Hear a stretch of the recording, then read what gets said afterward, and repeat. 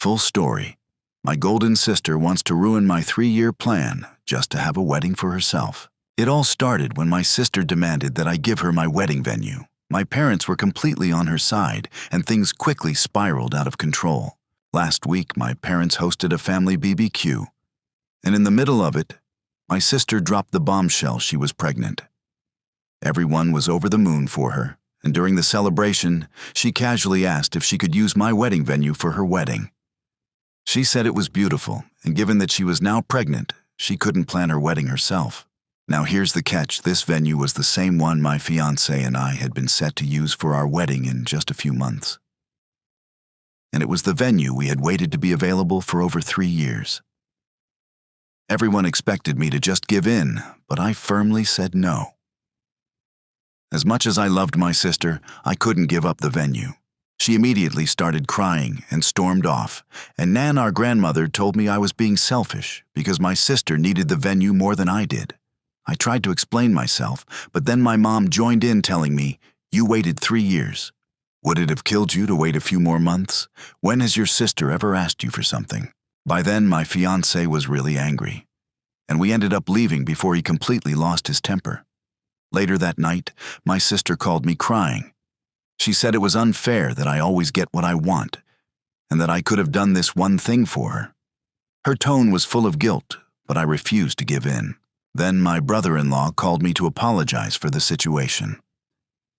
He told me that he had talked to my sister and that she had promised not to ask me for the venue. But now she was blaming me for potentially ruining her marriage. To be honest, that was the last straw for me. My dad started sending me texts, about 5 of them, telling me that I should be happy because my sister hadn't stopped crying since the BBQ. At this point, I had enough. My fiancé and I made the decision to remove my sister from the bridal party, and we replaced her with my aunt, who was the only family member that had taken my side. We still hadn't decided if we would invite my entire family to the wedding. But honestly, things were getting worse by the minute. My mom, being the drama queen she is, took it upon herself to call my fiancé's parents and told them that my sister should get the venue because she's pregnant. My future father-in-law, however, was having none of it. He told my mom off and said that if they kept playing favorites, they'd lose me. My mom didn't take this well and began crying, saying my future father-in-law was rude and mean. It felt like I was living through some kind of bad soap opera. As the evening wore on, my in-laws arrived with food and wine and assured me that no matter what happened, they would be my safety net. That night, I felt somewhat comforted by their support.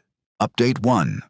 The texts and social media drama. After the BBQ incident, my sister continued berating me. She sent me a huge text message accusing me of being unfair and selfish for not supporting her, claiming she was family and that I should have her back. She said I should not be so selfish, especially after everything she had done for me in the past. I replied with a text that I knew would hurt her. "I'm sorry you perceive it that way, but I am sick and tired of always being at your service. My entire life has been about bending to your will. Do you remember when we shared birthdays because you threw tantrums about not getting presents, or when you made me do your job applications because you were too lazy to write your own CV?" The text kept coming. "Remember when you ruined my graduation, you wanted all the attention on you. You wore the most expensive dress our parents could buy you. You made a cake for yourself. You hung up balloons for yourself. You insisted on being in every photo, even though it was my moment. I'm done. I admit I spoiled you, but no more.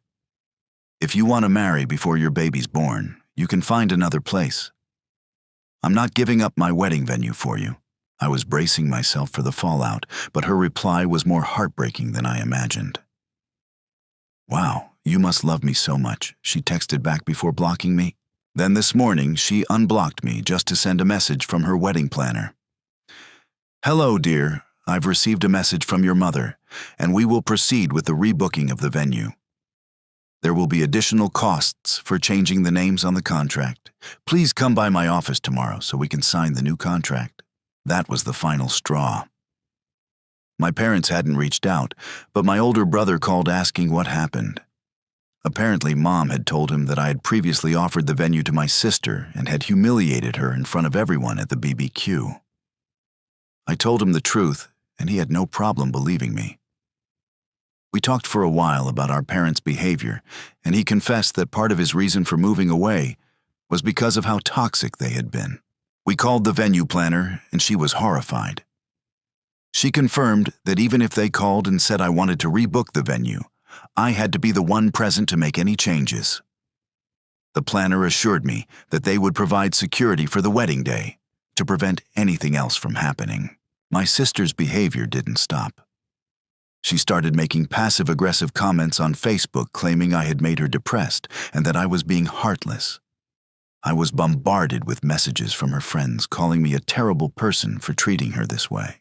I blocked everyone and made it clear that I wasn't going to tolerate her manipulation anymore.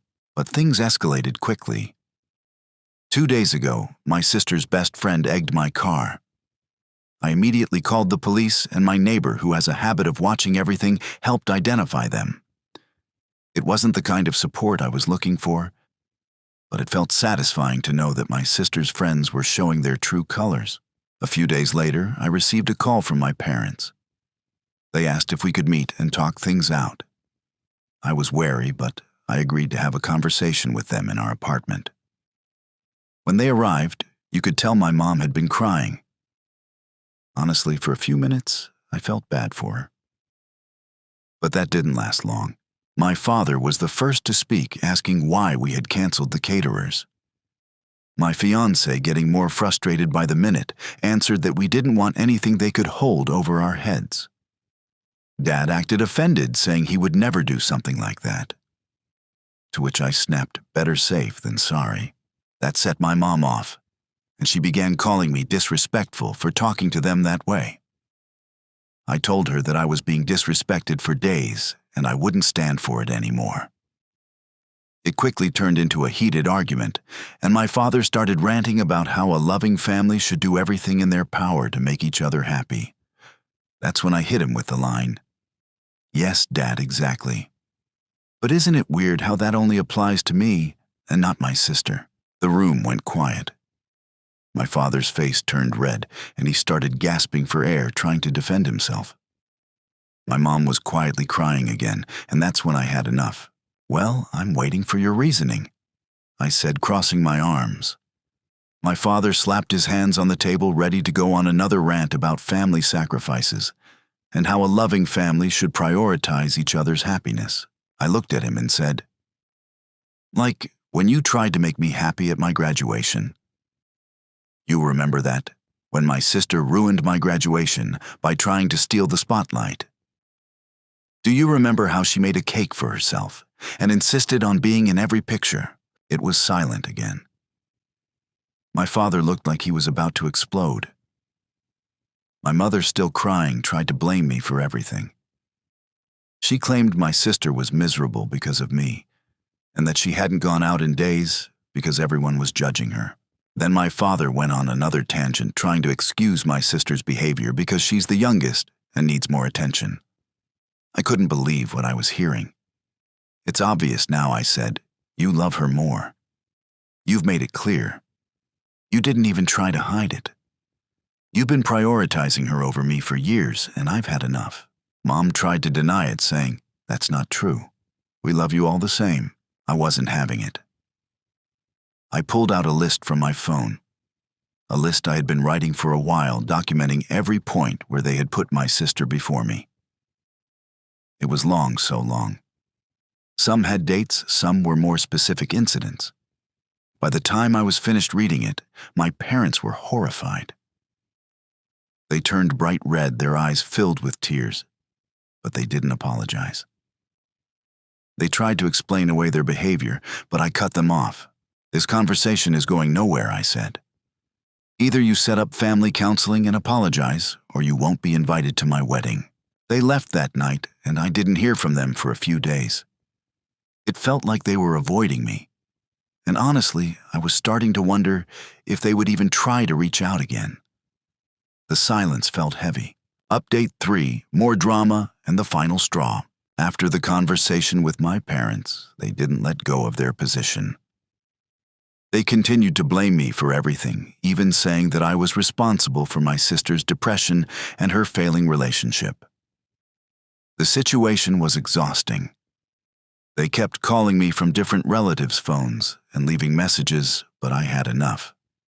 I blocked them all and changed my number. I couldn't handle the harassment anymore. It wasn't just my parents.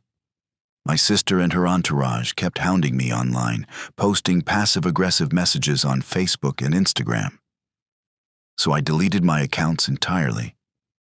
It was mentally draining, but my husband's family, my brother, and my friends helped me get through it. I cut off every family member who had given me grief for keeping my wedding date.